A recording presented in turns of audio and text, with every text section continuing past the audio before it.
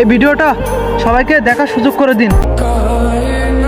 আচ্ছা, আমার প্রিয় নবীজি আপনাকে এরকম হাত ধরে টেনে জান্নাতের মধ্যে নিয়ে যাচ্ছে, সে সময়টা আপনার কেমন লাগবে? অবশ্যই নিয়ে যাবে। আপনার জন্য তো 63 সাল জিন্দেগি আমার রসুল উম্মতি উম্মতি বলে কান্না করেছে। সে কঠিন হাসরের ময়দানে গিয়েও সবাই বলবে ইয়া নফসি নফসি, আমার নবী বলবে ইয়া উম্মতি উম্মতি, আপনার জন্য কান্না করবে। অবশ্যই কি করবেন? সে নবী যদি আপনাকে হাত টেনে যদি জান্নাতে নিয়ে যায়, সে আমলটা কি? অবশ্যই আমলটা শুনুন। আমলটা হচ্ছে হাদিস। আমার প্রিয় নবীজি বলে, যার শরীরে যাররা পরিমাণ শরীফা পরিমাণ ঈমান রয়েছে, সে কখনো জাহান্নামে প্রবেশ করবে না, আল্লাহর জান্নাতে প্রবেশ করবে।